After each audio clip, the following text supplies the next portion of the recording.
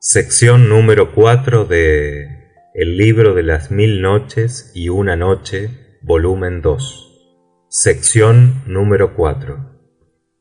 Pero cuando llegó la 22ª noche, ella dijo: He llegado a saber, oh rey afortunado, que Giafar prosiguió así la historia contada al califa Harún al-Rashid. El cobarde jorobeta, creyendo que le hablaba el efrit, tenía un miedo horrible y no se atrevía a contestar. Entonces, muy enfurecido, el visir lo increpó: «Respóndeme, jorobado maldito, o te atravieso con este alfanje». Y entonces el jorobado, sin sacar del agujero la cabeza, contestó desde dentro: «Por Alá, oh jefe de los efrits, tenme compasión. Te juro que te he obedecido sin moverme de aquí en toda la noche». Al oírle, el visir ya no supo qué pensar y exclamó: «¿Pero qué estás diciendo? No soy ningún efrit, sino el padre de la novia». Y el jorobado, dando un gran suspiro, contestó entonces: «Pues márchate de aquí, que nada tengo que ver contigo, y vete antes de que aparezca el terrible efrit, arrebatador de almas. Además, te odio, porque tú tienes la culpa de todas mis desdichas al casarme con la querida de los búfalos, los asnos y los efrits. Malditos seáis tú, tu hija y todos los que obran tan mal como vosotros». Y el visir le dijo: «Pero estás loco. Sal de ahí para que escuche bien eso que acabas de contar». Entonces el jorobado replicó: «¿Acaso esté loco? Pero no lo estaré hasta el punto de moverme de este sitio sin permiso del terrible efrit, porque me ha prohibido salir del agujero antes de que amanezca. Así pues, vete y déjame en paz. Pero antes dime, ¿falta mucho para que salga el sol?». Y el visir, cada vez más perplejo, contestó: «¿Pero qué efrit es ese del cual hablas?». Y entonces el jorobado le contó la historia, su ida al retrete para hacer sus necesidades antes de entrar al cuarto de la desposada, la aparición del efrit bajo las diversas formas de rata, gato, perro, asno y búfalo, y por fin la prohibición hecha y el trato sufrido. Y terminado el relato, rompió a llorar. Entonces el visir se acercó al jorobado y, tirándole de los pies, le sacó del agujero.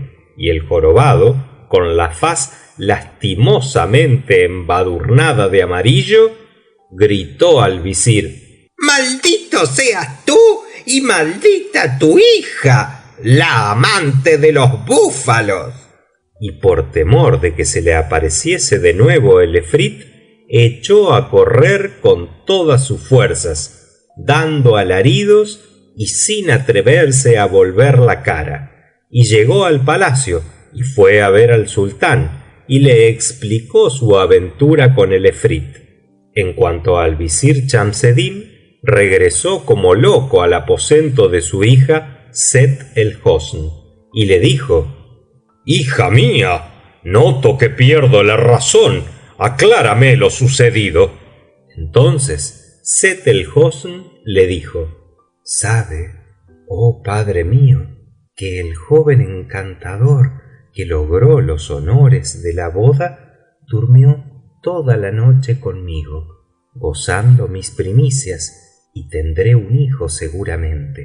Y en prueba de lo que hablo, ahí en la silla tienes su turbante, sus calzones en el diván y su calzoncillo en mi cama. Además, en sus calzones encontrarás algo que ha escondido y que yo no pude adivinar. A estas palabras se dirigió el visir hacia la silla, cogió el turbante y le dio vueltas en todos sentidos para examinarlo bien, y luego exclamó: «Es un turbante como el de los visires de Bassra y de Mosul».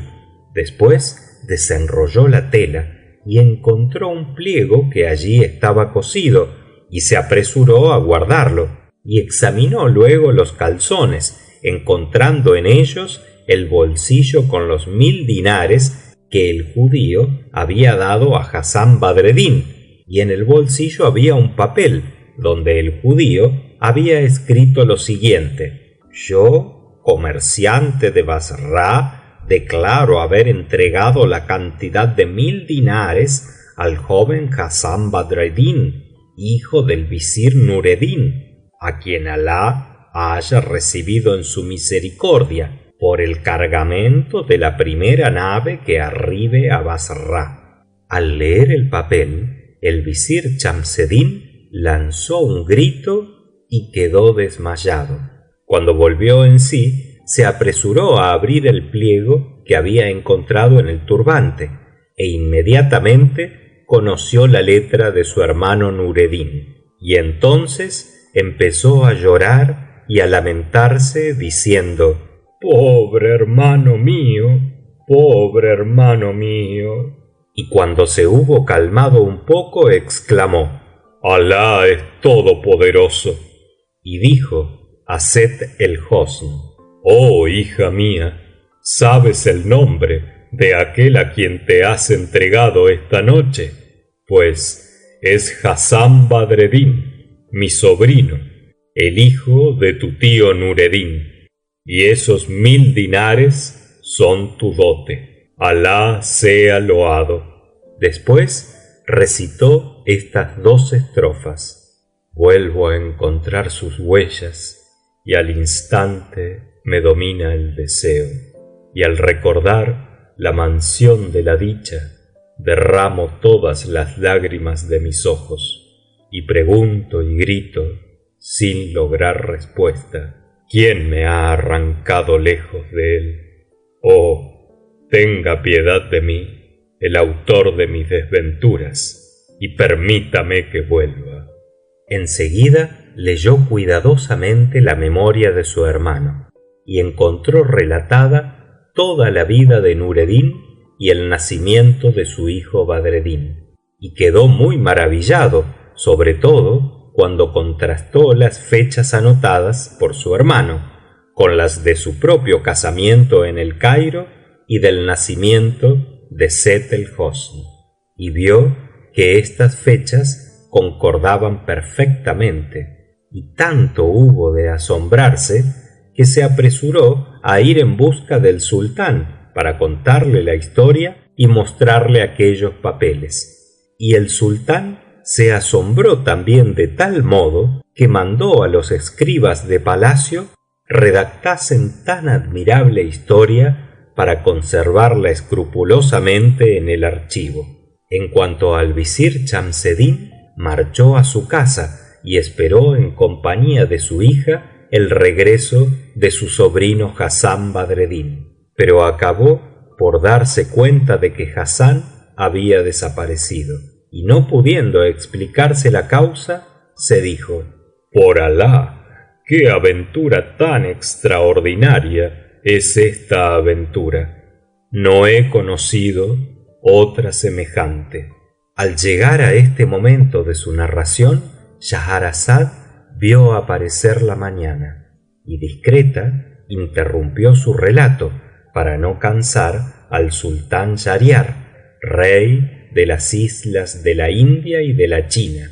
Pero cuando llegó la 23ª noche, ella dijo: «He llegado a saber, oh rey afortunado, que Giafar al-Barmaki, visir del rey Harún al-Rashid, prosiguió de este modo la historia que contaba al califa.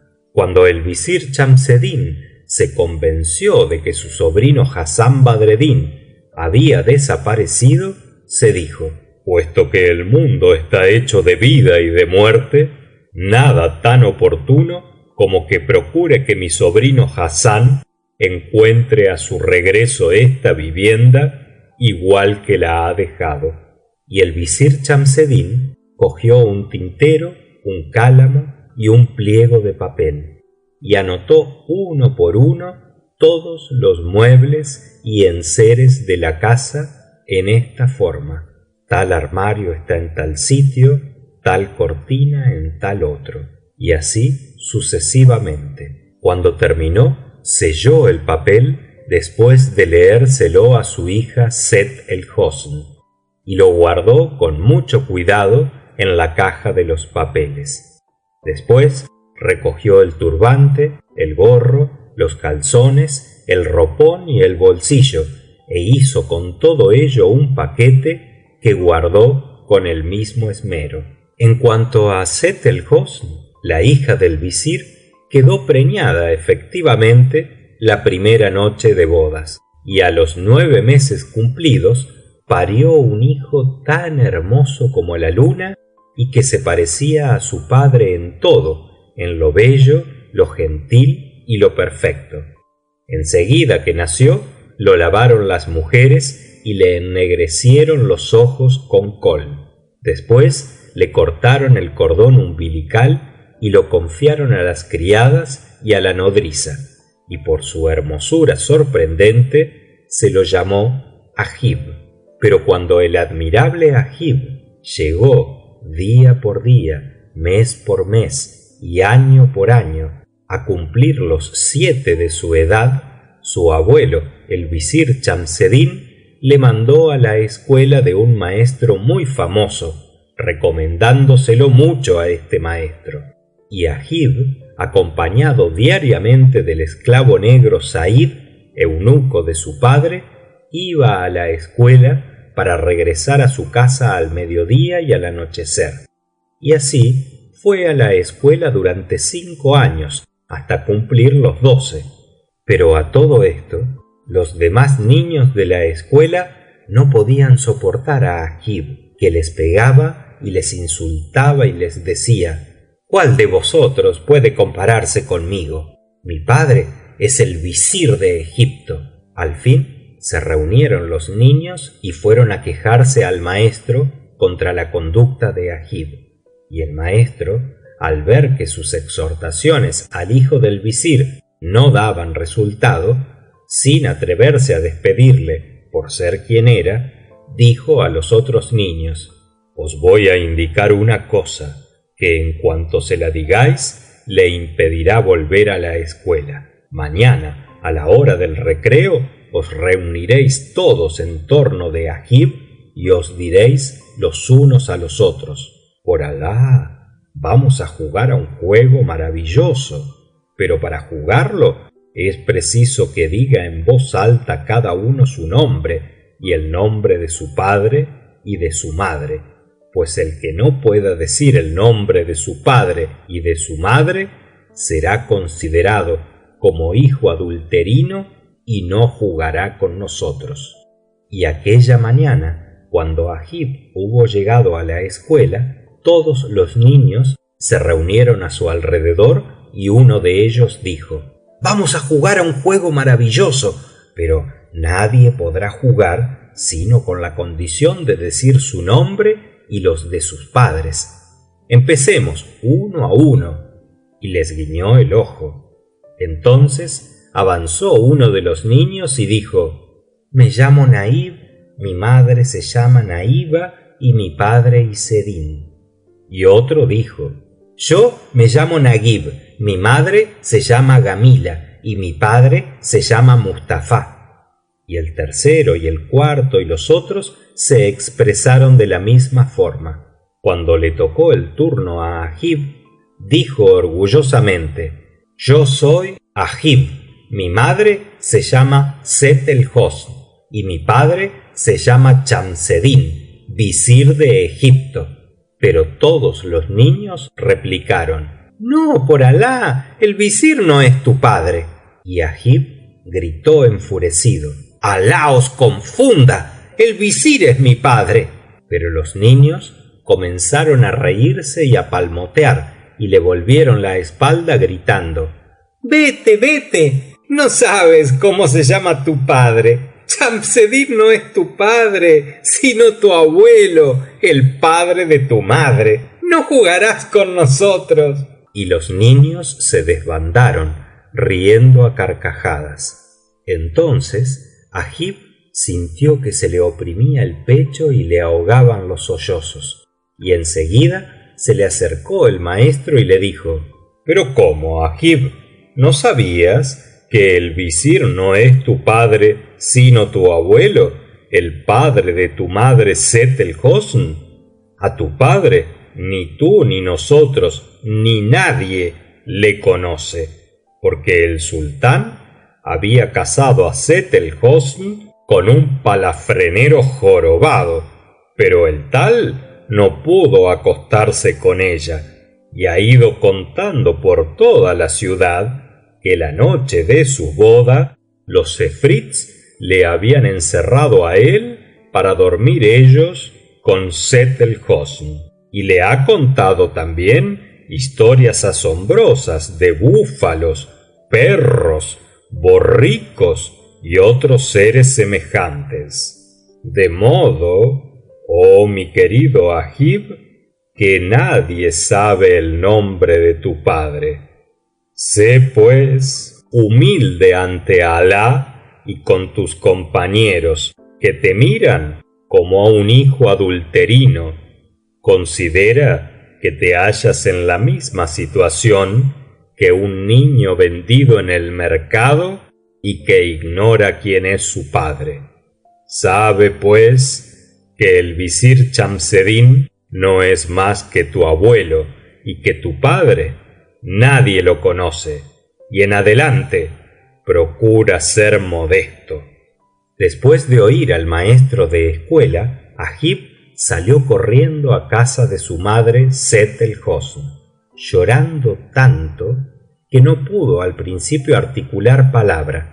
Entonces su madre empezó a consolarle, y viéndole tan conmovido, se le llenó el corazón de lástima y le dijo: «Hijo mío, cuéntale a tu madre la causa de tu pena». Y le besó y le acarició. Entonces el pequeño le dijo: «Dime, madre, ¿quién es mi padre?». Y Sett el-Hosn, muy asombrada, dijo: «Pues el visir». Y Agib le contestó ahogado por el llanto: «No, ese no es mi padre. No me ocultes la verdad. El visir es tu padre, pero no el mío. Si no me dices la verdad, con este puñal me mataré ahora mismo». Y Agib le repitió a su madre las palabras del maestro de escuela. Entonces, al recordar a su primo y marido, la hermosa Sett el-Hosn recordó también su primera noche de bodas y la belleza y encantos del maravilloso Hassán Badreddin el Basraoui, y lloró muy emocionada, suspirando estas estrofas: «Encendió el deseo en mi corazón y se ausentó muy lejos, y se ausentó hacia lo más distante de nuestra morada. Mi pobre razón no he de recobrarla hasta que él vuelva, y aguardándole he perdido asimismo el sueño reparador y toda la paciencia. Me abandonó y con él me abandonó la dicha, arrebatándome la tranquilidad, y desde entonces perdí todo reposo. Me dejó y las lágrimas de mis ojos lloran su ausencia, y al correr sus arroyos llenan los mares, que no pasa un día sin que mi deseo me empuje hacia él y palpite mi corazón con el dolor de su ausencia. Por eso su imagen se alza frente a mí, y al mirarla aumentan mi cariño, mi anhelo y mis recuerdos. Oh, su imagen amada es siempre lo primero que se presenta a mis ojos en la primera hora de la mañana, y así ha de ser siempre, pues no tengo otro pensamiento ni otros amores». Después prosiguió en sus sollozos, y Agib, viendo llorar a su madre, se echó a llorar también. Y mientras los dos estaban llorando, entró en la habitación el visir Chamseddin, que había oído los llantos y las voces, y al ver cómo lloraban, se le oprimió el corazón y dijo muy alarmado: «Hijos míos, ¿por qué lloráis así?». Entonces Sett el-Hosn le refirió la aventura de Agib con los chicos de la escuela, y el visir, al oírla, se acordó de todas las desventuras pasadas, las que le habían ocurrido a él, a su hermano Nureddin, a su sobrino Hassán Badreddin y por último a su nieto Agib, y al reunir todos estos recuerdos no pudo menos de llorar también, y se fue muy desesperado en busca del emir y le contó lo que pasaba, diciéndole que aquella situación no podía durar, ni por su buen nombre ni por el de sus hijos, y le pidió su venia para partir hacia los países de Levante y llegar a la ciudad de Basra, donde pensaba encontrar a su sobrino Hassán Badreddin. Rogó asimismo que el sultán le escribiera unos decretos que le permitiesen realizar por los países las gestiones necesarias para encontrar y atraerse a su sobrino. Y como no cesaba en su amargo llanto, se enterneció el sultán y le concedió los decretos, y después de darle gracias 1000 veces y hacer votos por su engrandecimiento, prosternándose ante él y besando la tierra entre sus manos, el visir se despidió. Inmediatamente hizo los preparativos para la marcha y partió con su hija Sett el-Hosn y con Agib. Anduvieron el primer día y el segundo y el tercero, y así sucesivamente en dirección a Damasco, y por fin llegaron sin dificultad a Damasco, y se detuvieron cerca de las puertas en el Meidán de Hasba, donde armaron sus tiendas para descansar 2 días antes de seguir el camino.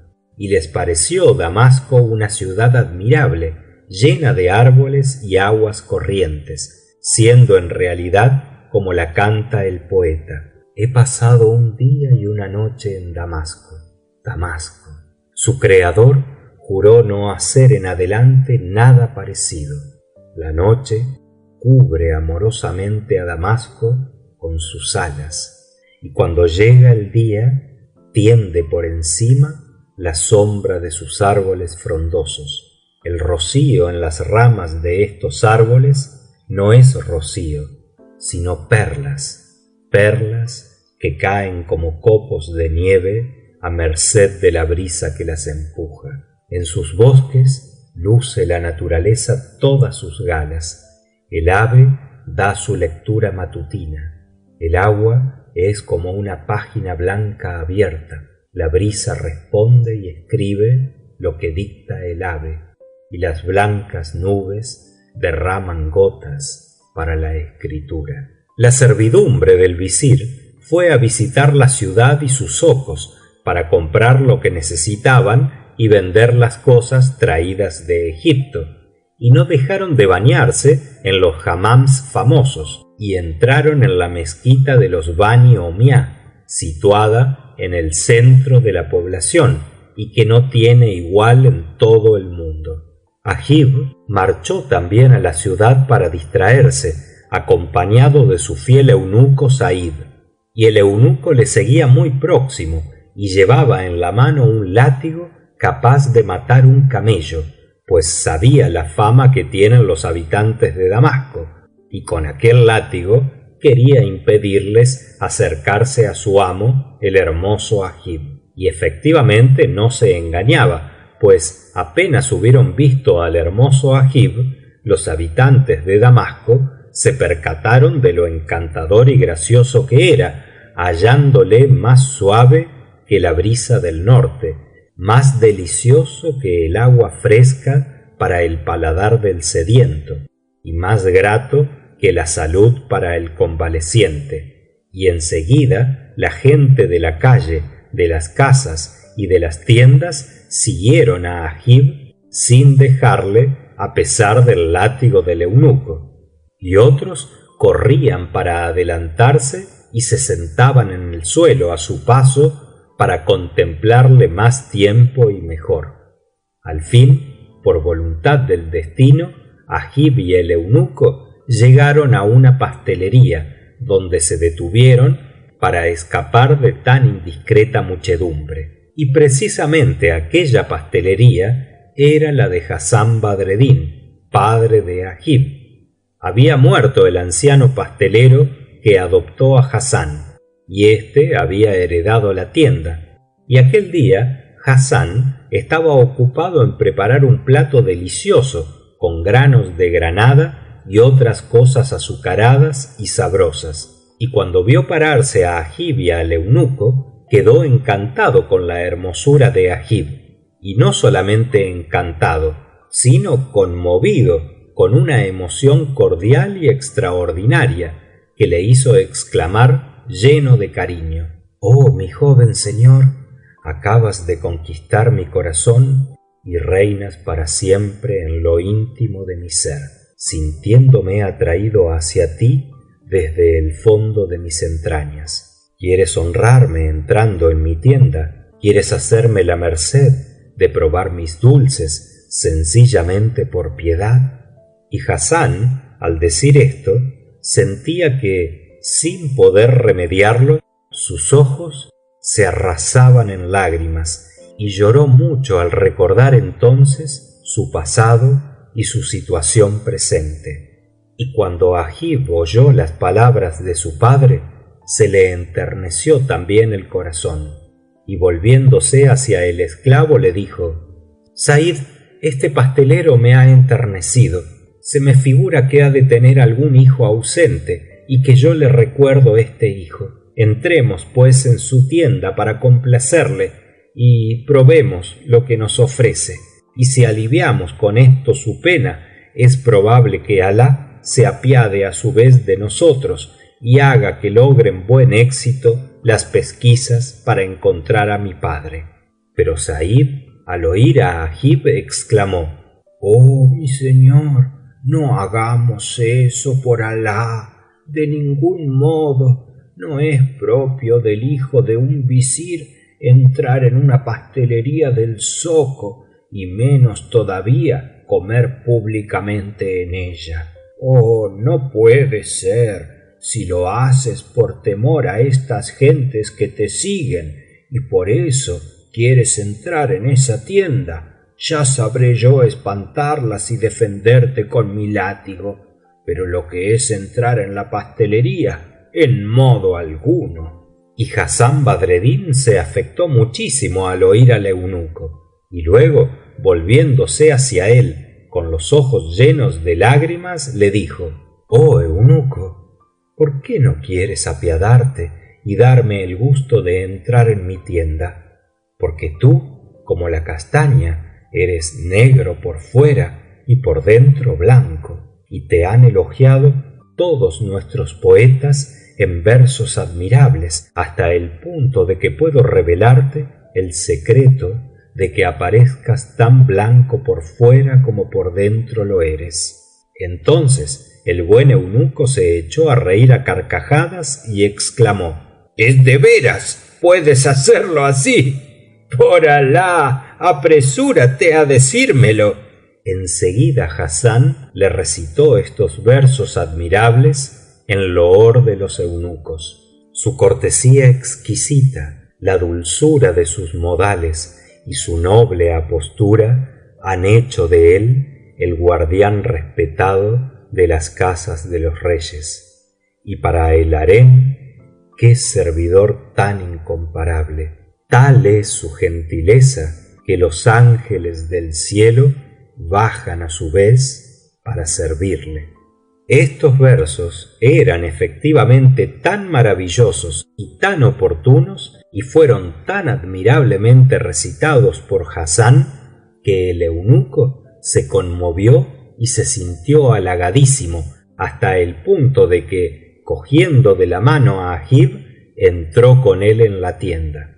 Entonces Hassán Badreddin llegó al colmo de la alegría y se apresuró a hacer cuanto pudo por honrarlos. Cogió un tazón de porcelana de los más ricos, lo llenó de granos de granada preparados con azúcar y almendras mondadas, perfumado todo deliciosamente y muy en su punto, y lo presentó sobre la más suntuosa de sus bandejas de cobre repujado, y al verlos comer con manifiesta satisfacción, se sintió muy halagado y muy complacido. Oh, qué honor para mí, qué fortuna la mía, que os sea tan agradable como provechoso. Agib, después de probar los primeros bocados, invitó a sentarse al pastelero y le dijo: puedes quedarte con nosotros y comer con nosotros, porque Alah lo tendrá en cuenta, haciendo que encontremos al que buscamos.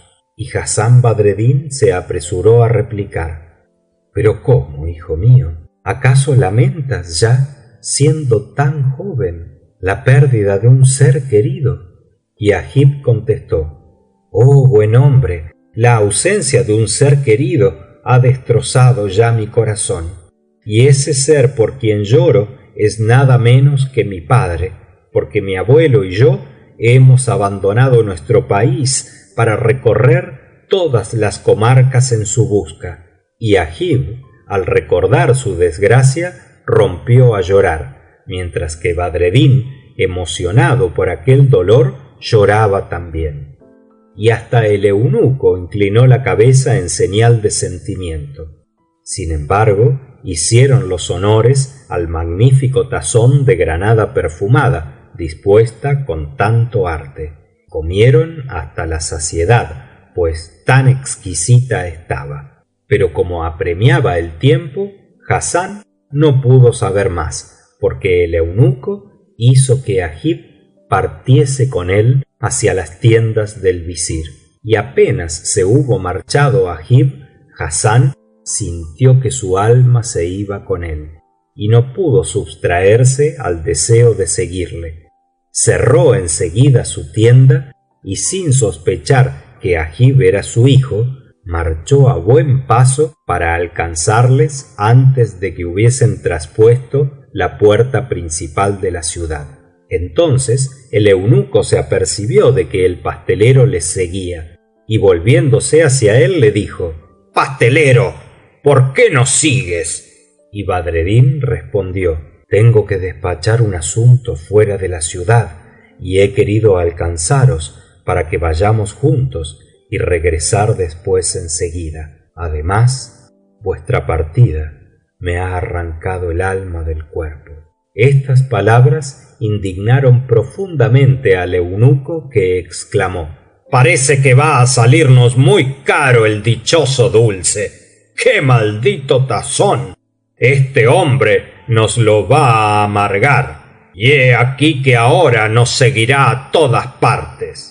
Entonces Agib, al volverse y ver al pastelero, se puso muy colorado y balbuceó: déjalo, Sahib, que el camino de Alah es libre para todos los musulmanes. Y añadió después: si viene hasta las tiendas, ya no habrá duda de que nos persigue, y entonces lo echaremos. Y dicho esto, Agib bajó la cabeza y continuó andando, y el eunuco marchaba a pocos pasos detrás de él. En cuanto a Hassán, no dejó de seguirles hasta el Meidán de Hasba, donde estaban las tiendas, y entonces Agib y el eunuco se volvieron, viéndole a pocos pasos detrás de ellos. Y esta vez acabó por enfadarse Agib, temiendo que el eunuco se lo contase todo a su abuelo, que Agib había entrado en una pastelería y que el pastelero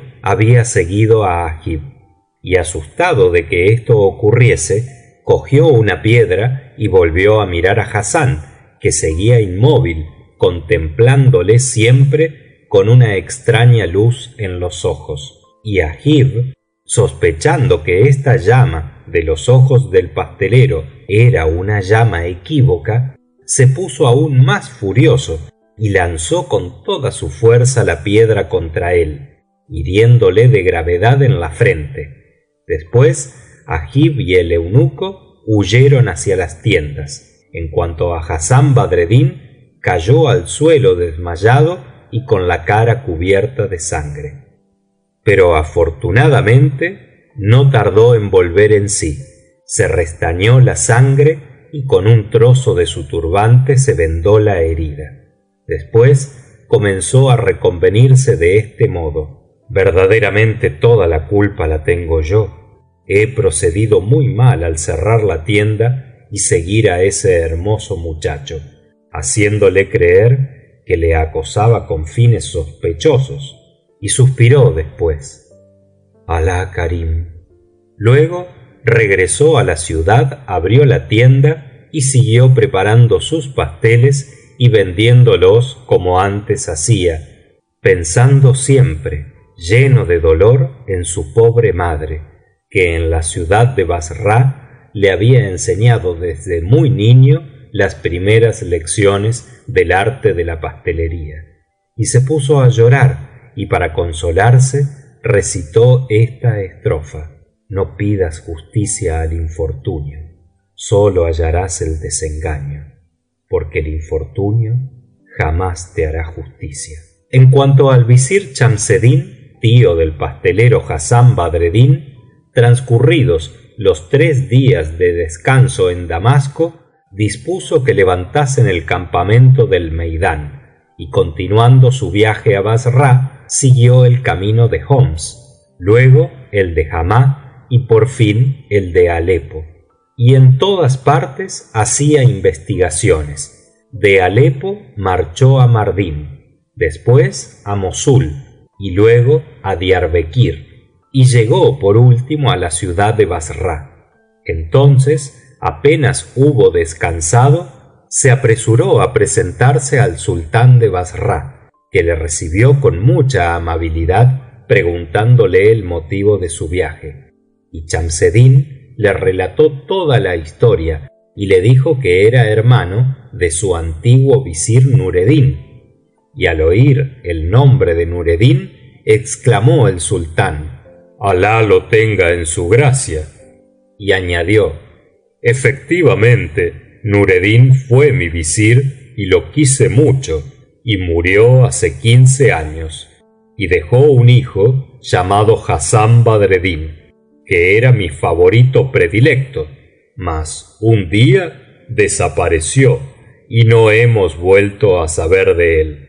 Pero en Bassra está todavía su madre, la esposa de tu hermano, e hija de mi antiguo visir, el antecesor de Nureddin. Esta noticia colmó de alegría a Chamseddin, que dijo: oh rey, quisiera ver a mi cuñada. Y el rey lo consintió. Chamseddin corrió a casa de su difunto hermano inmediatamente después de haber averiguado las señas, y no tardó en llegar, pensando durante todo el camino en Nureddin, muerto lejos de él, con la tristeza de no poder abrazarle.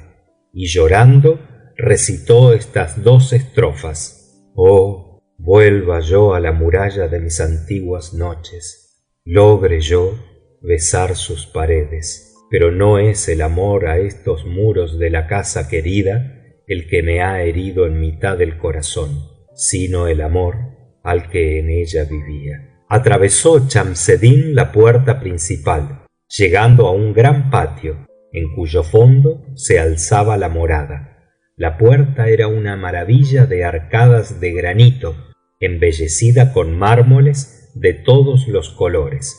En el umbral, sobre una magnífica losa de mármol, vio el nombre de su hermano Nureddin grabado con letras de oro. Se inclinó para besar aquel nombre y se afectó mucho, recitando estas estrofas: todas las mañanas pido noticias suyas al sol que sale, y todas las noches se las pido al relámpago que brilla. Cuando duermo, hasta cuando duermo, el deseo, el aguijón del deseo, el peso del deseo, la sierra afilada del deseo, trabaja en mí. Y nunca clamo estos dolores. Oh dulce amigo, no prolongues más la dura ausencia. Mi corazón está destrozado, cortado en pedazos por el dolor de esta ausencia. Oh, qué día bendito, qué día tan incomparable sería aquel en que al fin pudiéramos reunirnos. Pero no temas que por tu ausencia se haya llenado mi corazón con el amor de otro. Mi corazón no es bastante grande para encerrar otro amor. Después entró Chamseddin en la casa y atravesó varios aposentos hasta llegar a aquel en que estaba generalmente su cuñada, la madre de Hassán Badreddin el Basraoui. Desde la desaparición de su hijo se había encerrado en aquella estancia y allí pasaba días y noches en continuo llanto, y había mandado construir en medio de la habitación un pequeño edificio con su cúpula para que figurase la tumba de su pobre hijo, al cual creía muerto desde mucho tiempo atrás, y allí dejaba transcurrir entre lágrimas su vida, y allí, extenuada por el dolor, abatía la cabeza aguardando la muerte. Al llegar junto a la puerta, Chamseddin oyó a su cuñada, que con voz doliente recitaba estos versos: Oh tumba, dime por Alá si han desaparecido la hermosura y los encantos de mi amigo. ¿Se desvaneció para siempre el magnífico espectáculo de su belleza? Oh tumba, no eres seguramente el jardín de las delicias ni el elevado cielo, pero dime, ¿cómo veo resplandecer dentro de ti la luna y florecer el ramo? Entonces entró el visir Chamseddin, saludó a su cuñada con el mayor respeto y la enteró de que era el hermano de su esposo Nureddin. Después le refirió toda la historia, haciéndole saber que Hassán, su hijo, se había acostado una noche con su hija Sett el-Hosn y había desaparecido por la mañana, y Sett el-Hosn quedó preñada y parió a Agib. Después añadió: Agib ha venido conmigo, es tu hijo por ser el hijo de tu hijo y mi hija. La viuda, que hasta aquel momento había estado sentada como una mujer de riguroso luto que renuncia a los usos sociales, al saber que vivía su hijo y que su nieto estaba allí y tenía delante a su cuñado el visir de Egipto, se levantó apresuradamente y se echó a los pies de Chamseddin, besándoselos, y recitó en honor suyo estas estrofas: Por Alá, colma de beneficios a aquel que acaba de anunciarme esta nueva feliz, pues para mí es la noticia más dichosa y mejor de cuantas pueden oírse, y si le agradan los regalos, puedo hacerle el de un corazón desgarrado por las ausencias. El visir ordenó que buscasen enseguida a Agib, y cuando éste se presentó, su abuela se abrazó a él llorando, y Chamseddin le dijo: Oh mi señora, no es el momento de llorar, sino de que prepares tu viaje a Egipto en compañía de nosotros, y quiera Alá reunirnos con tu hijo y sobrino mío Hassán. Y la abuela de Agib respondió: Escucho y obedezco. Y en el mismo instante fue a disponer todas las cosas necesarias y los víveres y toda su servidumbre, no tardando en hallarse dispuesta. Entonces el visir Chamseddin fue a despedirse del sultán de Bassra, y el sultán le entregó muchos regalos para él y para el sultán de Egipto. Después Chamseddin, las dos damas y Agib emprendieron la marcha acompañados de todo su séquito, y no se detuvieron hasta llegar nuevamente a Damasco. Hicieron alto en la plaza de Canún, armaron las tiendas y el visir dijo: Ahora nos detendremos en Damasco toda una semana para tener tiempo de comprar regalos como se los merece el sultán de Egipto. Y mientras el visir recibía a los ricos mercaderes que habían acudido para ofrecerle sus géneros, Agib dijo al eunuco: Baba Said, tengo ganas de distraerme un rato.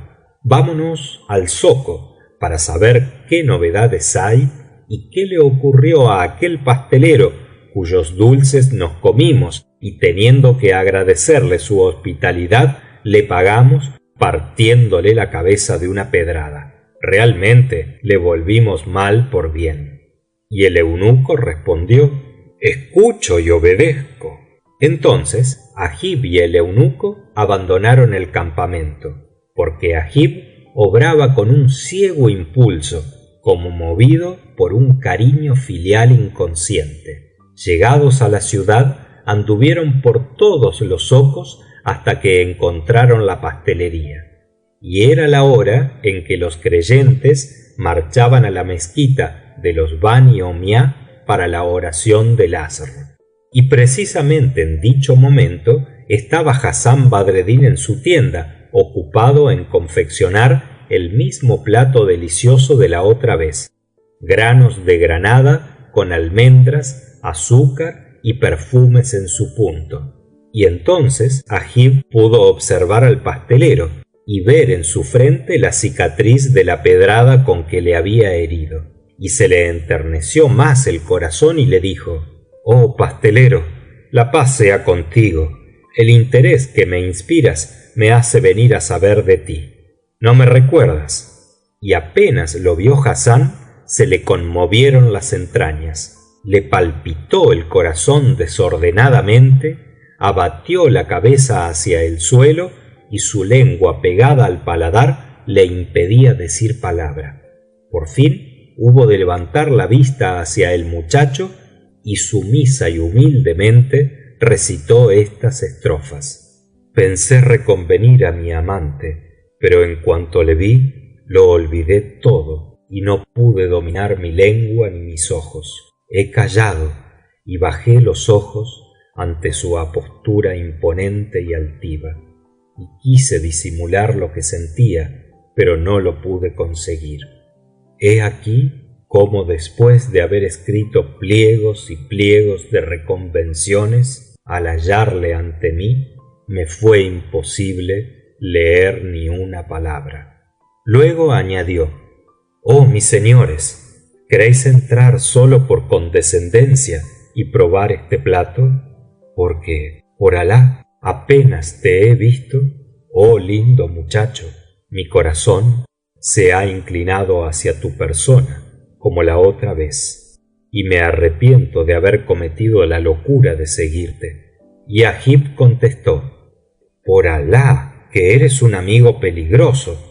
Por unos dulces que nos diste estuvo en poco que nos comprometieras, pero ahora no entraré ni comeré nada en tu casa, como no jures que no saldrás detrás de nosotros como la otra vez. Y sabe que de otra manera nunca volveremos aquí, porque vamos a pasar toda la semana en Damasco, a fin de que mi abuelo pueda comprar regalos para el sultán. Entonces Badreddin exclamó: lo juro ante vosotros. Y enseguida Agib y el eunuco entraron en la tienda, y Badreddin les ofreció al instante una terrina de granos de granada, su deliciosa especialidad. Y Agib le dijo: ven y come con nosotros, y así puede que Alá conceda el éxito a nuestras pesquisas. Y Hassán se sintió muy feliz al sentarse frente a ellos, pero no dejaba ni un instante de contemplar a Agib, y lo miraba de un modo tan extraño y persistente que Agib, cohibido, le dijo: por Alá, qué enamorado tan pesado y tan molesto eres. Ya te lo dije la otra vez, no me mires de esa manera, pues parece que quieras devorar mi cara con tus ojos. Y a sus frases respondió Badreddin con estas estrofas: en lo más profundo de mi corazón hay para ti un secreto que no puedo revelar, un pensamiento íntimo y oculto que nunca traduciré en palabras. Oh tú, que humillas a la brillante luna, orgullosa de su belleza. Oh tú, rostro radiante, que avergüenzas a la mañana y a la resplandeciente aurora. Te he consagrado un culto mudo, te dediqué, oh vaso selecto, un signo mortal y unos votos que de continuo se acrecientan y embellecen. Y ahora ardo y me derrito por completo. Tu rostro es mi paraíso. Estoy seguro de morir de esta sed abrasadora, y sin embargo tus labios podrían apagarla y refrescarme con su miel. Terminadas estas estrofas, recitó otras no menos admirables, pero en otro sentido, dirigidas al eunuco, y así estuvo diciendo versos durante 1 hora, tan pronto dedicados a Agib como al esclavo. Y luego que sus huéspedes se hubieron saciado, Hassán se levantó a fin de traerles lo indispensable para que se lavasen, y al efecto les presentó un hermoso jarro de cobre muy limpio, les echó agua perfumada en las manos y se las limpió después con una hermosa toalla de seda que le pendía de la cintura, y enseguida les roció con agua de rosas, sirviéndose de un aspersorio de plata que guardaba cuidadosamente en el estante más alto de su tienda, sacándolo nada más que en las ocasiones solemnes. Y no contento aún, salió un instante para volver enseguida, trayendo en la mano 2 alcarrazas llenas de sorbete de agua de rosas, y les ofreció una a cada una diciendo: aceptadlo y coronad así vuestra condescendencia. Entonces Agib cogió una alcarraza y bebió, y luego se la entregó al eunuco, que bebió y se la entregó otra vez a Agib, que bebió y se la volvió a entregar al esclavo, y así sucesivamente hasta que llenaron bien el vientre y se vieron hartos como nunca lo habían estado en su vida. Y por último dieron las gracias al pastelero y se retiraron muy deprisa para llegar al campamento antes de que se ocultase el sol. Y llegados a las tiendas, Agib se apresuró a besar la mano a su abuela y a su madre Sett el-Hosn, y la abuela le dio otro beso, acordándose de su hijo Badreddin, y hubo de suspirar y llorar mucho. Y después recitó estas 2 estrofas: si no tuviese la esperanza de que los objetos separados han de reunirse algún día, nada habría aguardado ya desde que te fuiste, pero hice el juramento de que no entraría en mi corazón más amor que el tuyo, y Alá mi Señor, que conoce todos los secretos, puede atestiguar que lo he cumplido. Después le dijo a Agib: hijo mío, ¿por dónde estuviste? Y él contestó: por los zocos de Damasco. Y ella dijo: ya debes tener mucho apetito. Y se levantó y le trajo una terrina llena del famoso dulce de Granada, deliciosa especialidad en que era muy diestra y cuyas primeras nociones había dado a su hijo Badreddin siendo él muy niño, y ordenó al eunuco: puedes comer con tu amo Agib. Y el eunuco, haciendo muecas, se decía: por Alá, maldito el apetito que tengo, no podré comer ni un bocado. Pero fue a sentarse junto a su señor, y Agib, que se había sentado también, se encontraba con el estómago lleno de cuanto había comido y bebido en la pastelería. Sin embargo, tomó un poco de aquel dulce, pero no pudo tragarlo por lo harto que estaba. Además, le pareció muy poco azucarado, y en realidad no era así ni mucho menos, porque la culpa era de él, pues no podía estar más ahito de lo que estaba. Así es que, haciendo un gesto de repugnancia, dijo a su abuela: oh abuela, este dulce no está bien hecho. Y la abuela, despechada, exclamó: ¿cómo te atreves a decir que no están bien hechos mis dulces? ¿Ignoras que no hay en el mundo quien me iguale en el arte de la repostería y la confitería, como no sea tu padre, Hassán Badreddin? Y eso porque yo le enseñé. Pero Agib repuso: por Alá, abuela, que a este plato le falta algo de azúcar. No se lo digas a mi madre ni a mi abuelo, pero sabe que acabamos de comer en el zoco donde nos ha obsequiado un pastelero ofreciéndonos este mismo plato. ¡Ah! Sólo su perfume ensanchaba el corazón y su sabor delicioso habría despertado el apetito de un enfermo. Y realmente, este plato preparado por ti no se le puede comparar ni con mucho, abuela mía.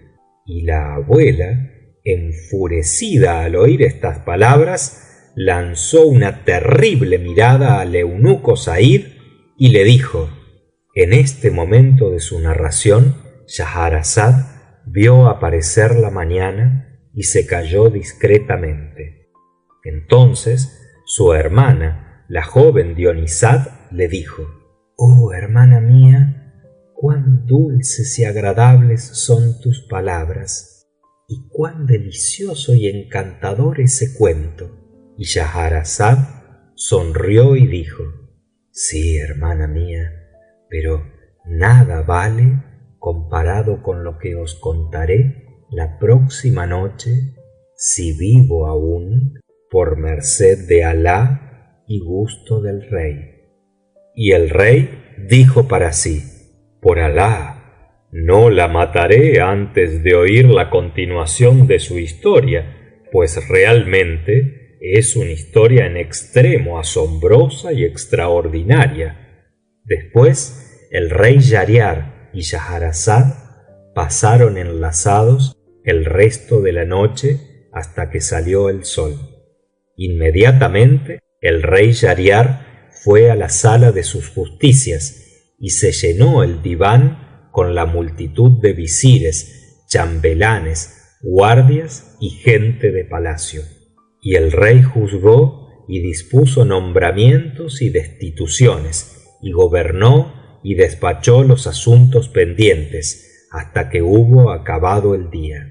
Y luego se levantó el diván, regresó el rey al palacio, y cuando llegó la noche fue a buscar a Schahrazada, la hija del visir, y no dejó de hacer con ella su cosa acostumbrada. Fin de la sección número 4. Sección número 5 de El libro de las 1000 noches y una noche, volumen 2. Sección número 5.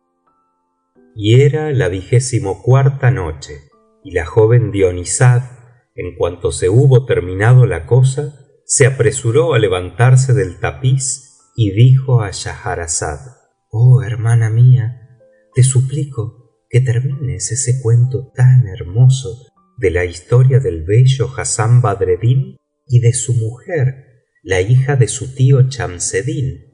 Estabas precisamente en estas palabras. La abuela lanzó una terrible mirada al eunuco Said y le dijo: ¿qué le dijo?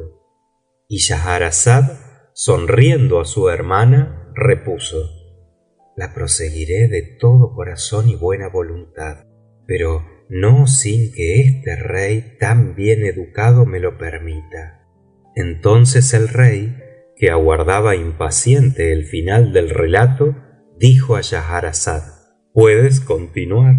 Y Schahrazada dijo: he llegado a saber, oh rey afortunado, que la abuela de Agib se encolerizó mucho, miró al esclavo de una manera terrible y le dijo: pero desdichado, así has pervertido a este niño. ¿Cómo te atreviste a hacerle entrar en tiendas de cocineros o pasteleros?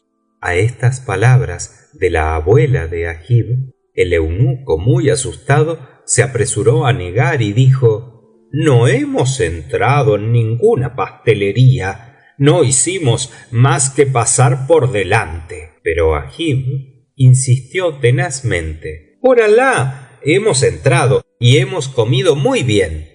Y maliciosamente añadió: y te repito, abuela, que aquel dulce estaba mucho mejor que este que nos ofreces. Entonces la abuela se marchó indignada en busca del visir para enterarle de aquel terrible delito del eunuco de alquitrán, y de tal modo excitó al visir contra el esclavo que Chamseddin, hombre de mal genio, que solía desahogarse a gritos contra la servidumbre, se apresuró a marchar con su cuñada en busca de Agib y el eunuco, y exclamó: Said, ¿es cierto que entraste con Agib en una pastelería?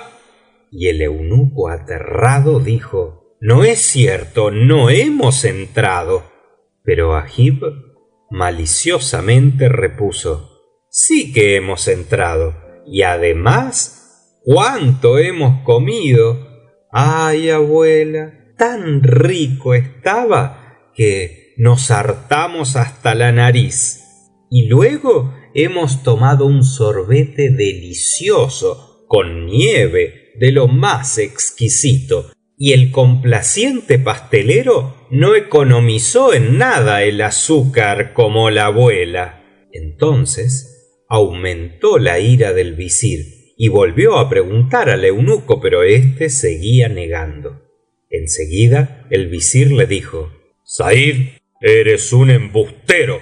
Has tenido la audacia de desmentir a este niño que dice la verdad, y sólo podría creerte si te comieras toda esta terrina preparada por mi cuñada. Así me demostrarías que te hallas en ayunas. Entonces Said, aunque ahito por la comilona en casa de Badreddin, quiso someterse a la prueba y se sentó frente a la terrina dispuesto a empezar, pero hubo de dejarlo al primer bocado, pues estaba hasta la garganta, y tuvo que arrojar el bocado que tomó, apresurándose a decir que la víspera había comido tanto en el pabellón con los demás esclavos que había cogido una indigestión. Pero el visir comprendió enseguida que el eunuco había entrado realmente aquel día en la tienda del pastelero, y ordenó que los otros esclavos lo tendiesen en tierra, y él mismo, con toda su fuerza, le propinó una gran paliza.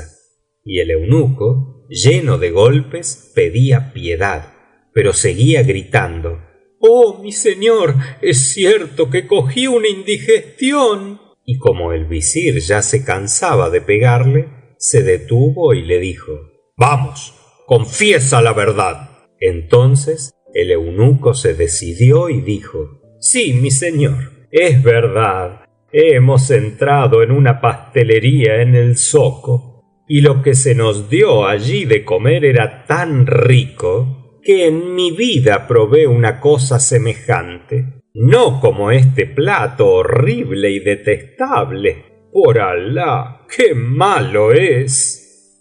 Entonces el visir se echó a reír de muy buena gana, pero la abuela no pudo dominar su despecho y dijo: calla, embustero, ¿a qué no traes un plato como este? Todo eso que has dicho no es más que una invención tuya. Ve, si no, a buscar una terrina de este mismo dulce, y si la traes podremos comprobar mi trabajo y el de ese pastelero. Mi cuñado será quien juzgue. Y el eunuco contestó: no hay inconveniente. Entonces la abuela le dio medio dinar y una terrina de porcelana vacía, y el eunuco salió, marchando a la pastelería, donde dijo al pastelero: he aquí que acabamos de apostar en favor de ese plato de granada que sabes hacer contra otro que han preparado los criados. Aquí tienes medio dinar, pero preséntalo con toda tu pericia, pues si no, me apalearán de nuevo. Todavía me duelen las costillas. Entonces Hassán se echó a reír y le dijo: no tengas cuidado, solo hay en el mundo una persona que sepa hacer este dulce, y es mi madre, pero está en un país muy lejano. Después Badreddin llenó muy cuidadosamente la terrina y aún hubo de mejorarla añadiéndole un poco de almizcle y de agua de rosas, y el eunuco regresó a toda prisa al campamento. Entonces la abuela de Agib tomó la terrina y se apresuró a probar el dulce para darse cuenta de su calidad y su sabor, y apenas lo llevó a los labios exhaló un grito y cayó de espaldas. Y el visir y todos los demás no salían de su asombro y se apresuraron a rociar con agua de rosas la cara de la abuela, que al cabo de una hora pudo volver en sí, y dijo: por Alah, el autor de este plato de granada no puede ser más que mi hijo Hassán Badreddin y no otro alguno. Estoy segura de ello. Soy la única que sabe prepararlo de esta manera y solo se lo enseñé a mi hijo Hassán. Y al oírla, el visir llegó al límite de la alegría y de la impaciencia y exclamó: Alá va a permitir por fin que nos reunamos. Enseguida llamó a sus servidores y después de meditar unos momentos concibió un plan y les dijo: id 20 de vosotros inmediatamente a la pastelería de ese Hassán, conocido en el zoco por Hassán el Basraoui, y haced pedazos cuanto haya en la tienda, amarrad al pastelero con la tela de su turbante y traédmelo aquí, pero sin hacerle daño alguno. Luego montó a caballo y, provisto de las cartas oficiales, se fue a la casa del gobierno para ver al lugarteniente que representaba en Damasco a su señor el sultán de Egipto, y mostró las cartas del sultán al lugarteniente gobernador, que se inclinó al leerlas besándolas respetuosamente y poniéndoselas sobre la cabeza con veneración. Después, volviéndose al visir, le dijo: estoy a tus órdenes. ¿De quién quieres apoderarte? Y el visir le contestó: solamente de un pastelero del zoco. Y el gobernador dijo: pues es muy fácil. Y mandó a sus guardias que fuesen a prestar auxilio a los servidores del visir, y después de despedirse del gobernador volvió el visir a sus tiendas. Por su parte, Hassán Badreddin vio llegar gente armada con palos, piquetas y hachas, que invadieron súbitamente la pastelería, haciéndolo pedazos todo, tirando por los suelos los dulces y pasteles y destruyendo, en fin, la tienda entera. Después, apoderándose del espantadísimo pastelero, le ataron con la tela de su turbante sin decir palabra. Y Hassán pensaba: por Alah, la causa de todo esto debe haber sido esa maldita terrina. ¿Qué habrán encontrado en ella? Y acabaron por llevarle al campamento, a presencia del visir. Y Hassán Badreddin, muy asustado, exclamó: señor, ¿qué crimen he cometido? Y el visir le dijo: ¿eres tú quien ha preparado ese dulce de granada? Y Hassán repuso: oh, mi señor, has encontrado en él algo por lo cual deban cortarme la cabeza. Y el visir replicó severamente: ¿cortarte la cabeza? Eso sería un castigo demasiado suave. Algo peor te ha de pasar, como irás viendo. Porque el visir había encargado a las dos damas que le dejasen obrar a su gusto, pues no quería darles cuenta de sus investigaciones hasta su llegada al Cairo. Llamó pues a sus esclavos y les dijo: que se me presente uno de nuestros camelleros y traed un cajón grande de madera. Y los esclavos obedecieron enseguida. Después, por orden del visir, se apoderaron del atemorizado Hassán y le hicieron entrar en el cajón, que cerraron cuidadosamente. Enseguida lo cargaron en el camello, levantaron las tiendas y la comitiva se puso en marcha. Y así caminaron hasta la noche. Entonces se detuvieron para comer, y a fin de que Hassán también comiese, le dejaron salir unos instantes, encerrándole después de nuevo. Y de este modo prosiguieron el viaje.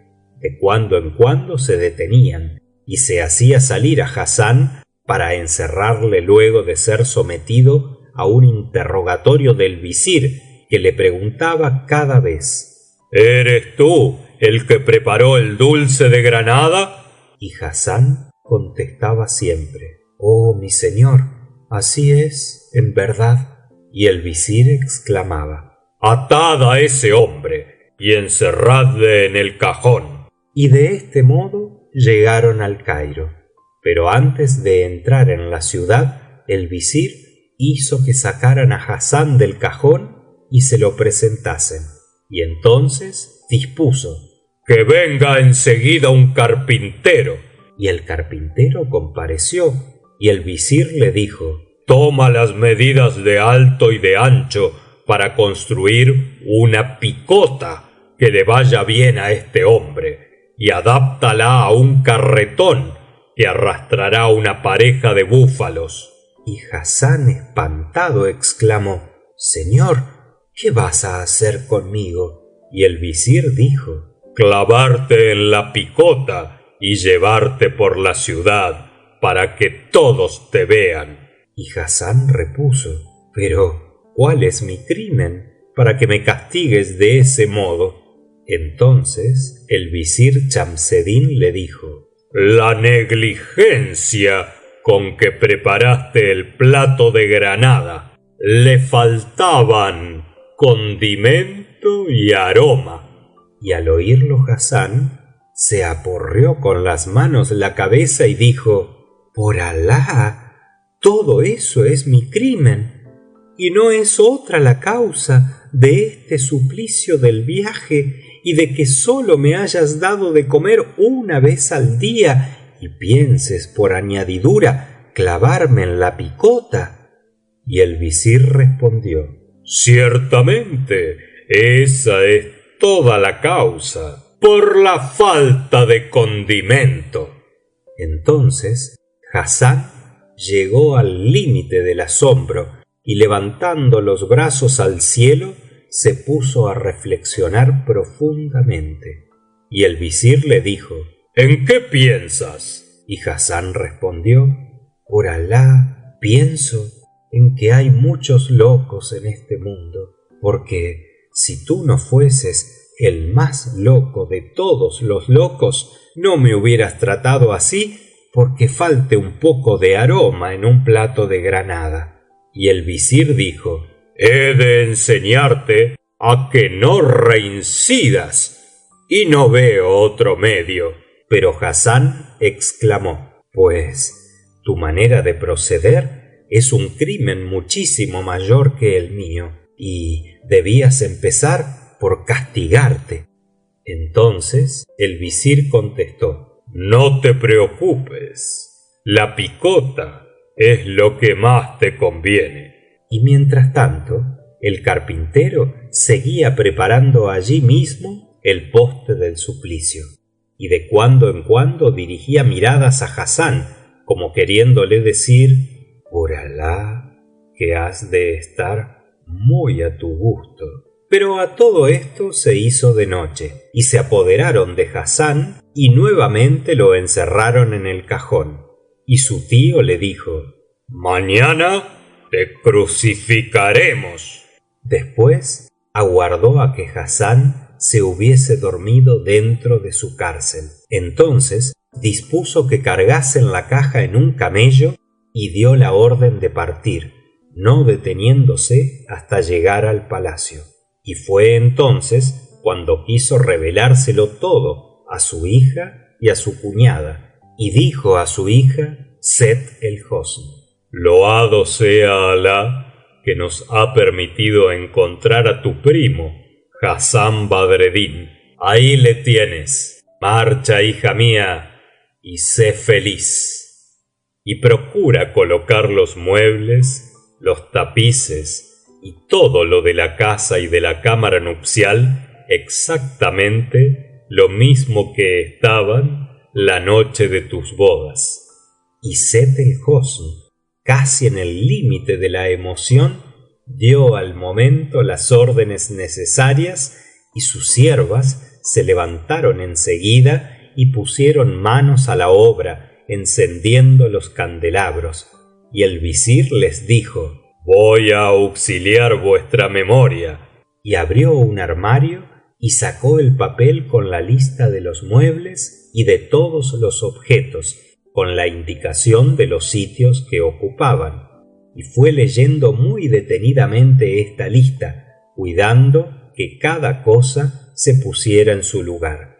Y tan a maravilla se hizo todo, que el observador más inteligente se habría creído aún en la noche de la boda de Sett el-Hosn con el jorobado. Enseguida el visir colocó con sus propias manos las ropas de Hassán donde éste las dejó, el turbante en la silla, el calzoncillo en el lecho, los calzones y el ropón en el diván, con la bolsa de los 1000 dinares y el contrato del judío, volviendo a coser en el turbante el pedazo de hule con los papeles que contenía. Después recomendó a Sett el-Hosn que se vistiese como la primera noche, disponiéndose a recibir a su primo y esposo Hassán Badreddin, y que cuando éste entrase le dijera: Oh, cuánto tiempo has estado en el retrete. Por Alah, si estás indispuesto, ¿por qué no lo dices? ¿Acaso no soy tu esclava? Y le recomendó también, aunque en realidad Sett el-Hosn no necesitaba esta advertencia, que se mostrase muy cariñosa con su primo y le hiciese pasar la noche lo más agradablemente posible. Y luego el visir apuntó la fecha de este día bendito y fue al aposento donde estaba Hassán encerrado en el cajón. Lo mandó sacar mientras dormía, le desató las piernas, lo desnudó y no le dejó más que una camisa fina y un gorro en la cabeza, lo mismo que la noche de la boda, y después se escabulló abriendo las puertas que conducían a la cámara nupcial para que Hassán se despertase solo. Y Hassán no tardó en despertarse, y atónito al verse casi desnudo en aquel corredor tan maravillosamente alumbrado y que no se le hacía desconocido, dijo: Por Alah, ¿estaré despierto o soñando? Pasados los primeros instantes de sorpresa, se arriesgó a levantarse y mirar a través de una de las puertas que se abrían en el pasillo, y al momento perdió la respiración. Acababa de reconocer la sala donde se había celebrado la fiesta en honor suyo y con tal detrimento para el jorobado, y al mirar por la puerta que conducía a la cámara nupcial, vio su turbante encima de una silla y en el diván su ropón y sus calzones. Entonces, llena de sudor la frente, se dijo: ¿Estaré despierto? ¿Estaré soñando? ¿Estaré loco? Y quiso avanzar, pero adelantaba un paso y retrocedía otro, limpiándose a cada momento la frente, bañada de un sudor frío, y al fin exclamó: Por Alah, no es posible dudarlo, esto es un sueño, pero ¿no estaba yo amarrado y metido en un cajón? No, esto no es un sueño. Y así llegó hasta la entrada de la cámara nupcial y cautelosamente avanzó la cabeza. Y he aquí que Sett el-Hosn, tendida en el lecho, en toda su hermosura, levantó gentilmente una de las puntas del mosquitero de seda azul y dijo: oh dueño querido, ¿cuánto tiempo has estado en el retrete? Ven enseguida. Y entonces el pobre Hassán se echó a reír a carcajadas, como un tragador de hashish o un fumador de opio, y gritaba: oh, qué sueño tan asombroso, qué sueño tan embrollado.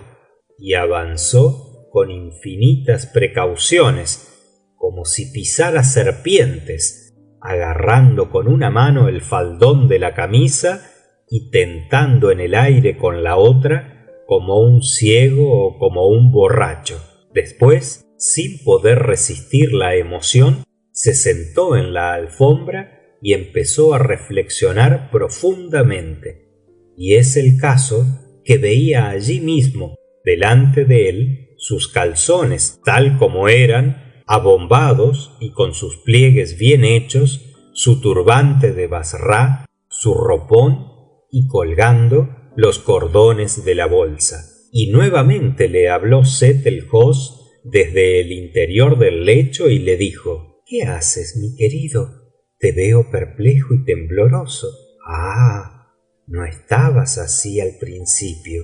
Entonces Badreddin, sin levantarse y apretándose la frente con las manos, empezó a abrir y a cerrar la boca con una risa de loco, y al fin pudo decir: ¿qué principio? ¿Y de qué noche, por Alah? Si hace años y años que me ausenté. Entonces Sett el-Hosn le dijo: oh querido mío, tranquilízate por el nombre de Alah sobre ti y en torno de ti. Tranquilízate.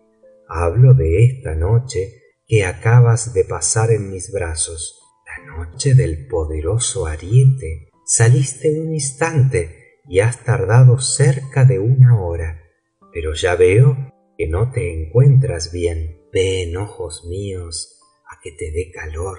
Ven, alma mía. Pero Badreddin siguió riendo como un loco y dijo: puede que digas la verdad. Es posible que me haya dormido en el retrete y que haya soñado. Después añadió: pero qué sueño tan desagradable. Figúrate que he soñado que era algo así como cocinero o pastelero en la ciudad de Damasco, en Siria, muy lejos de aquí, y que vivía 10 años en ese oficio. He soñado también con un muchacho, seguramente hijo de noble, al que acompañaba un eunuco, y me ocurrió con él tal aventura. Y el pobre Hassán, notando que el sudor le bañaba la frente, fue a enjugarla, pero entonces tentó la huella de la piedra que le había herido y dio un salto y dijo: por Alah, esta es la cicatriz de la pedrada que me tiró aquel muchacho. Después reflexionó un instante y añadió: es efectivamente un sueño. Este golpe es posible que me lo hayas dado tú hace un momento en uno de nuestros transportes. Y luego dijo: sigo contándote mi sueño. Llegué a Damasco, pero no sé cómo. Era una mañana y yo iba como ahora me ves, en camisa y con un gorro blanco, el gorro del jorobado. Y los habitantes no sé qué querían hacer conmigo. Heredé la tienda de un pastelero, un viejecillo muy amable. Pero claro, esto no ha sido un sueño, porque he preparado un plato de granada que no tenía bastante aroma. Y después, ¿pero he soñado todo esto o ha sido realidad? Entonces Sett el-Hosn exclamó: querido mío, realmente has soñado cosas muy extrañas. Por favor, prosigue hasta el final. Y Hassán Badreddin, interrumpiéndose de cuando en cuando para lanzar exclamaciones, refirió a Sett el-Hosn toda la historia, real o soñada, desde el principio hasta el fin. Y luego añadió: cuando pienso que por poco me crucifican, y me hubiesen crucificado si no se disipa oportunamente el sueño. Por Alah, todavía sudo al acordarme del cajón. Y Sett el-Hosn le preguntó: ¿por qué te querían crucificar? Y él contestó: por haber aromatizado poco el dulce de granada. Oh, me esperaba la terrible picota de un carretón arrastrado por 2 búfalos del Nilo, pero gracias a Alah todo ha sido un sueño, y a fe que la pérdida de mi pastelería destruida por completo me dio mucha pena. Entonces Sett el-Hosn, que ya no podía más, saltó de la cama, se echó en brazos de Hassán Badreddin y, estrechándole contra su pecho, empezó a besarle todo. Pero él no se movía, y de pronto dijo: no, esto no es un sueño, por Alah. ¿Dónde estoy? ¿Dónde está la verdad? Y el pobre Hassán, llevado suavemente al lecho en brazos de Sett el-Hosn, se tendió extenuado y cayó en un sueño profundo, velado por su esposa, que de cuando en cuando le oía murmurar: es la realidad, no, es un sueño. Con la mañana volvió la calma al espíritu de Hassán Badreddin, que al despertarse se encontró en brazos de Sett el-Hosn, viendo al pie del lecho a su tío, el visir Chamseddin, que enseguida le deseó la paz. Y Badreddin le dijo: por Alah, ¿no has sido tú quien mandó que me atasen los brazos y has dispuesto la destrucción de mi tienda? Y todo ello por estar poco aromatizado el dulce de granada. Entonces el visir Chamseddin, como ya no había razón para callar, le dijo: oh hijo mío, sabe que eres Hassán Badreddin, hijo de mi difunto hermano Nureddin, visir de Bassra, y si te he hecho sufrir tales tratos, ha sido para tener una nueva prueba con que identificarte y saber que eras tú y no otro el que entró en la casa de mi hija la noche de la boda. Y esa prueba la he tenido al ver que conocías, pues yo estaba escondido detrás de ti, la casa y los muebles, y después tu turbante, tus calzones y tu bolsillo, y sobre todo la etiqueta de esta bolsa y el pliego sellado del turbante, que contiene las instrucciones de tu padre Nureddin.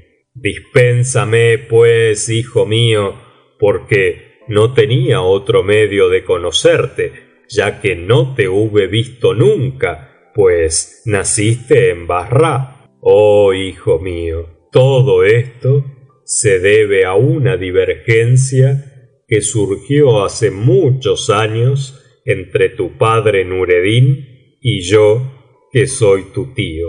Y el visir le contó toda la historia y después le dijo: oh hijo mío, en cuanto a tu madre, la he traído de Bassra y la vas a ver lo mismo que a tu hijo Agib, fruto de tu primera noche de bodas con tu prima. Y el visir corrió a llamarlos. El primero en llegar fue Agib, que esta vez se echó en brazos de su padre, y Badreddin, lleno de alegría, recitó estos versos: cuando te fuiste me puse a llorar y las lágrimas se desbordaban de mis párpados, y juré que si Alah reunía alguna vez a los amantes afligidos por su separación, mis labios no volverían a hablar de la pasada ausencia. La felicidad ha cumplido lo que ofreció y ha pagado su deuda, y mi amigo ha vuelto. Levántate hacia aquel que trajo la dicha y recógete los faldones de tu ropón para servirle. Apenas concluyó de recitar cuando llegó sollozando la abuela de Agib.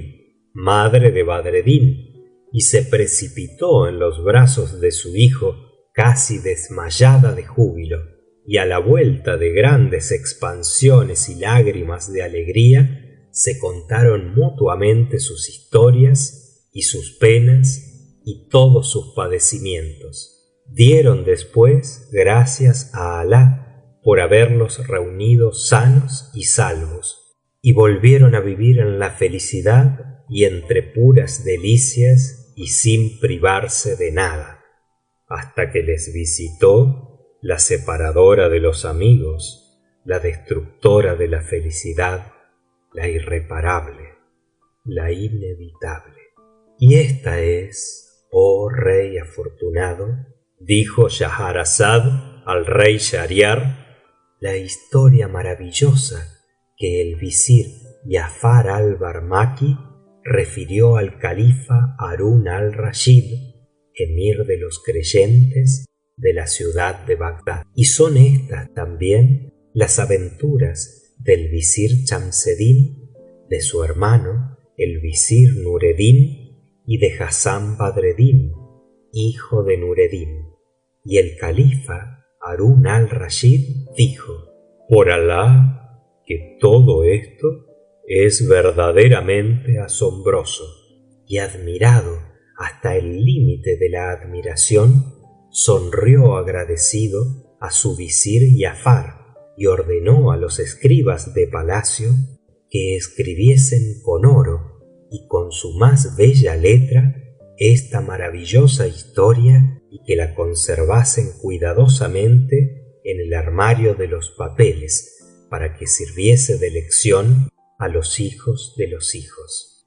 Y la discreta y sagaz Schahrazad, dirigiéndose al rey Schahriar, sultán de la India y de la China, prosiguió de este modo: pero no creas, oh rey afortunado, que esta historia sea tan admirable como la que ahora te contaré si no estás cansado. Y el rey Schahriar le preguntó: ¿qué historia es esa? Y Schahrazad dijo: es mucho más admirable que todas las otras. Y el rey Schahriar preguntó: pero ¿cómo se llama? Y ella dijo: es la historia del sastre, el jorobado, el judío, el nazareno y el barbero de Bagdad. Entonces el rey exclamó: te lo concedo, puedes contarla. Fin de la sección número 5. Sección número 6 de El libro de las mil noches y una noche, volumen 2. Historia del jorobado con el sastre, el corredor nazareno, el intendente y el médico judío, lo que de ello resultó y sus aventuras sucesivamente referidas.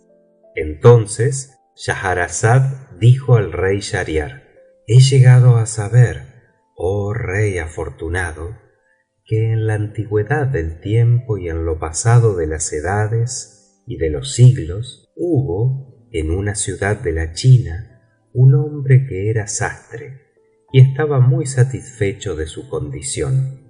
Amaba las distracciones apacibles y tranquilas y de cuando en cuando acostumbraba a salir con su mujer para pasearse y recrear la vista con el espectáculo de las calles y los jardines.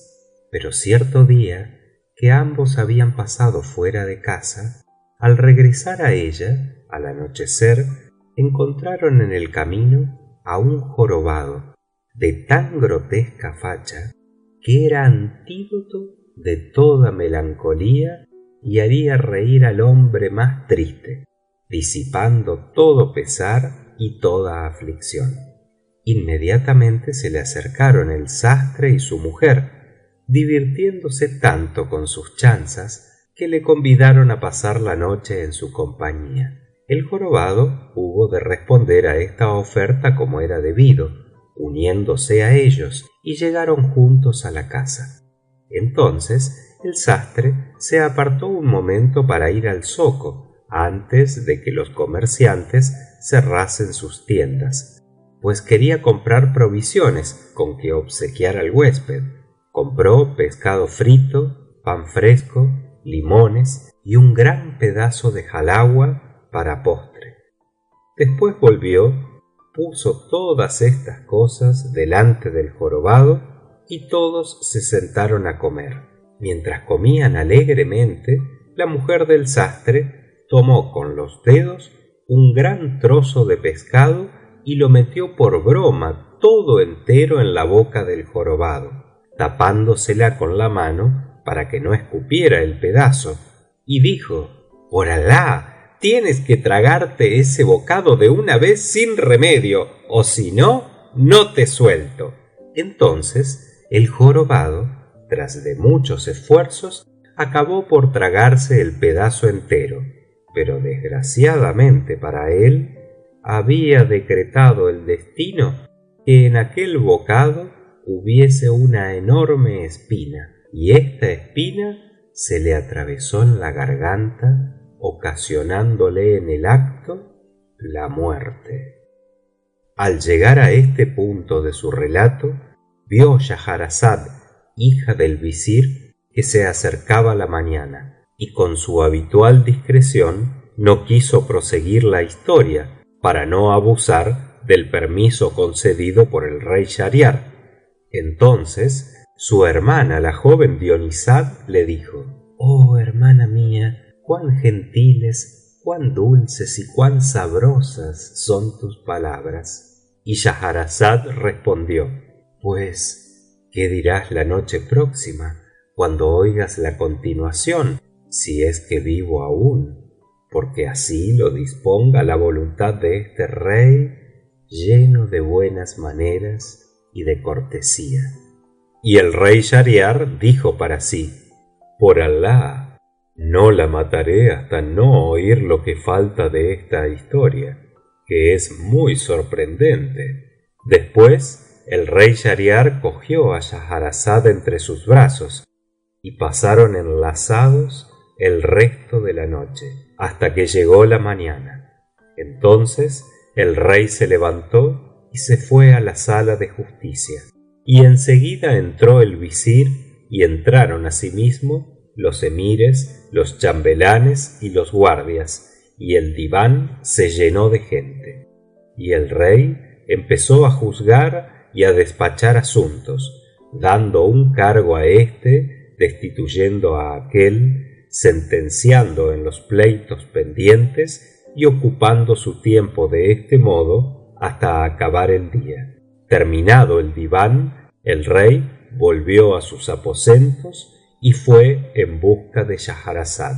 Y cuando llegó la 25ª noche, Dionizad dijo a Schahrazad: oh hermana mía, te ruego que nos cuentes la continuación de esa historia del jorobado con el sastre y su mujer. Y Schahrazad repuso: de todo corazón y como debido homenaje, pero no sé si lo consentirá el rey. Entonces el rey se apresuró a decir: puedes contarla.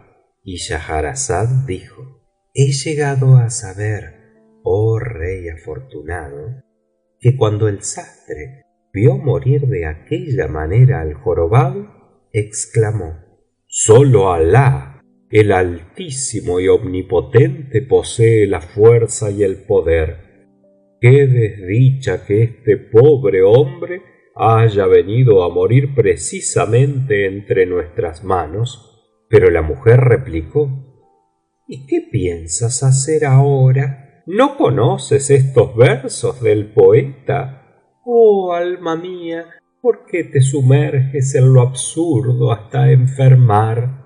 ¿Por qué te preocupas con aquello que te acarreará la pena y la zozobra? ¿No temes al fuego, puesto que vas a sentarte en él? ¿No sabes que quien se acerca al fuego se expone a abrasarse? Entonces su marido le dijo: no sé en verdad qué hacer. Y la mujer respondió: levántate, que entre los dos lo llevaremos tapándole con una colcha de seda, y lo sacaremos ahora mismo de aquí, yendo tú detrás y yo delante, y por todo el camino irás diciendo en alta voz: es mi hijo y esta es su madre. Vamos buscando a un médico que lo cure. ¿En dónde hay un médico? Al oír el sastre estas palabras, se levantó, cogió al jorobado en brazos y salió de la casa en seguimiento de su esposa. Y la mujer empezó a clamar: oh, mi pobre hijo, ¿podremos verte sano y salvo? Dime, ¿sufres mucho? Oh, maldita viruela, ¿en qué parte del cuerpo te ha brotado la erupción? Y al oírlos, decían los transeúntes: son un padre y una madre que llevan a un niño enfermo de viruela, y se apresuraban a alejarse. Y así siguieron andando el sastre y su mujer preguntando por la casa de un médico, hasta que los llevaron a la de un médico judío. Llamaron entonces, y enseguida bajó una negra, abrió la puerta y vio a aquel hombre que llevaba un niño en brazos y a la madre que lo acompañaba. Y ésta le dijo: traemos un niño para que lo vea el médico. Toma este dinero, 1/4 de dinar, y dáselo adelantado a tu amo, rogándole que baje a ver al niño, porque está muy enfermo. Volvió a subir entonces la criada, y enseguida la mujer del sastre traspuso el umbral de la casa, hizo entrar a su marido y le dijo: deja enseguida ahí el cadáver del jorobado y vámonos a escape. Y el sastre soltó el cadáver del jorobado, dejándolo arrimado al muro sobre un peldaño de la escalera, y se apresuró a marcharse, seguido por su mujer. En cuanto a la negra, entró en casa de su amo el médico judío y le dijo: ahí abajo queda un enfermo, acompañado de un hombre y una mujer, que me han dado para ti este 1/4 de dinar para que recetes algo que le alivie. Y cuando el médico judío vio el 1/4 de dinar, se alegró mucho y se apresuró a levantarse, pero con la prisa no se acordó de coger una luz para bajar, y por esto tropezó con el jorobado, derribándole. Y muy asustado al ver rodar a un hombre, le examinó enseguida, y al comprobar que estaba muerto, se creyó causante de su muerte, y gritó entonces: oh señor, oh Alá justiciero, por las 10 palabras santas. Y siguió invocando a Harún, a Shushá, hijo de Nun, y a los demás, y dijo: he aquí que acabo de tropezar con este enfermo y le he tirado rodando por la escalera, pero ¿cómo salgo yo ahora de casa con un cadáver? De todos modos, acabó por cogerlo y llevarlo desde el patio a su habitación, donde le mostró a su mujer contando todo lo ocurrido, y ella exclamó aterrorizada: no, aquí no lo podemos tener, sácalo de casa cuanto antes. Como continúe con nosotros hasta la salida del sol, estamos perdidos sin remedio.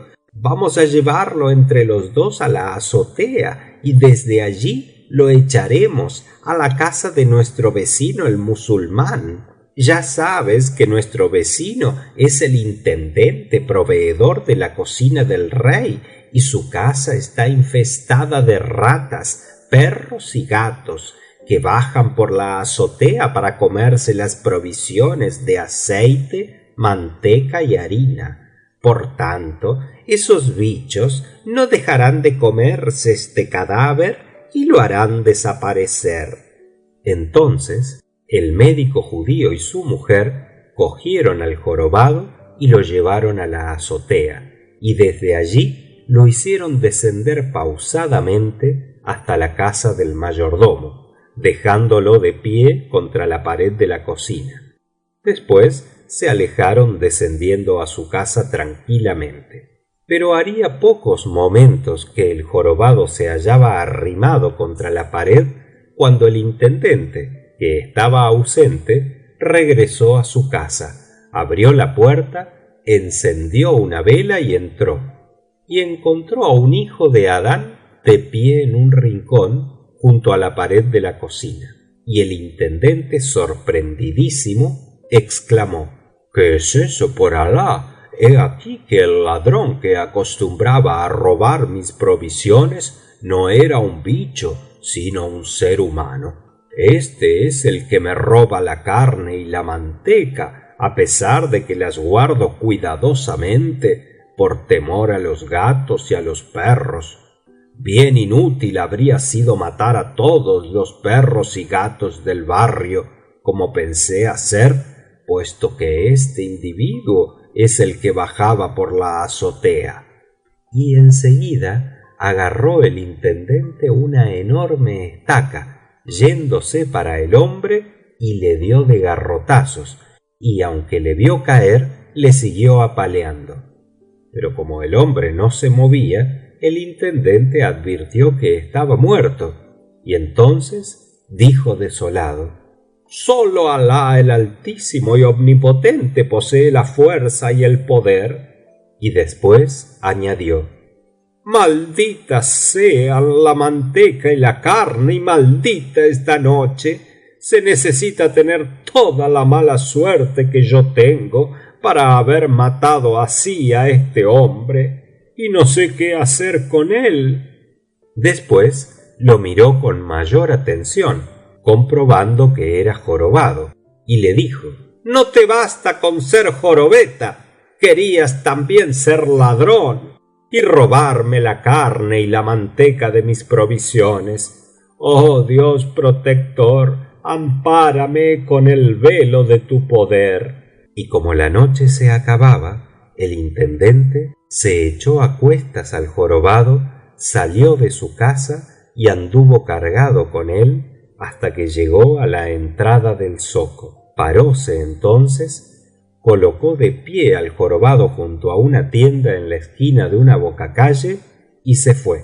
Y al poco tiempo de estar allí el cadáver del jorobado, acertó a pasar un nazareno.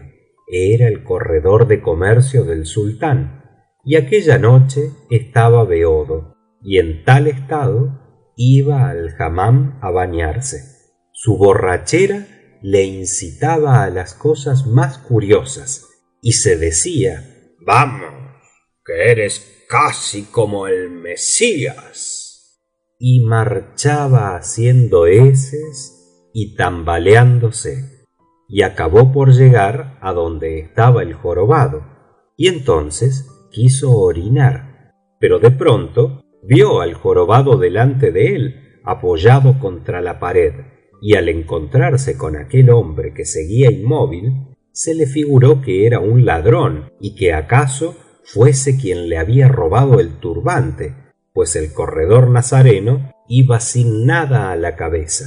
Entonces se abalanzó contra aquel hombre y le dio un golpe tan violento en la nuca que lo hizo caer al suelo, y enseguida empezó a dar gritos llamando al guarda del zoco, y con la excitación de su embriaguez siguió golpeando al jorobado y quiso estrangularlo, apretándole la garganta con ambas manos.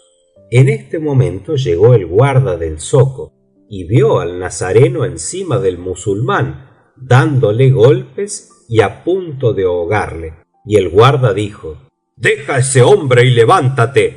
Y el cristiano se levantó. Entonces el guarda del zoco se acercó al jorobado, que se hallaba tendido en el suelo, lo examinó y vio que estaba muerto, y gritó entonces: «¿Cuándo se ha visto que un nazareno tenga la audacia de golpear a un musulmán y matarlo?». Y el guarda se apoderó del nazareno, le ató las manos a la espalda y le llevó a casa del walí. Y el nazareno se lamentaba y decía: «Oh Mesías, oh Virgen, ¿cómo habré podido matar a ese hombre? y que pronto ha muerto, solo de un puñetazo. Se me pasó la borrachera y ahora viene la reflexión. Llegados a casa del walí, el nazareno y el cadáver del jorobado quedaron encerrados toda la noche hasta que el walí se despertó por la mañana. Entonces el walí interrogó al nazareno, que no pudo negar los hechos referidos por el guarda del zoco, y el walí no pudo hacer otra cosa que condenar a muerte a aquel nazareno que había matado a un musulmán, y ordenó que el portaalfanje pregonara por toda la ciudad la sentencia de muerte del corredor nazareno. Luego mandó que levantasen la horca y llevasen a ella al sentenciado. Entonces se acercó el portaalfanje y preparó la cuerda, hizo el nudo corredizo, se lo pasó al nazareno por el cuello y ya iba a tirar de él cuando de pronto el proveedor del sultán hendió la muchedumbre y, abriéndose camino hasta el nazareno, que estaba de pie junto a la horca, dijo al portaalfanje: «Detente, yo soy quien ha matado a ese hombre». Entonces el walí le preguntó: «¿Y por qué lo mataste?». Y el intendente dijo: «Vas a saberlo. Esta noche, al entrar en mi casa, advertí que se había metido en ella descolgándose por la terraza para robarme las provisiones, y le di un golpe en el pecho con un palo, y enseguida le vi caer muerto. Entonces le cogí a cuestas y le traje al zoco, dejándole de pie arrimado contra una tienda en tal sitio y en tal esquina. Y he aquí que ahora con mi silencio iba a ser causa de que matasen a este nazareno, después de haber sido yo quien maté a un musulmán. A mí pues hay que ahorcarme». Cuando el walí hubo oído las palabras del proveedor, dispuso que soltasen al nazareno y dijo al portaalfanje: «Ahora mismo ahorcarás a este hombre, que acaba de confesar su delito».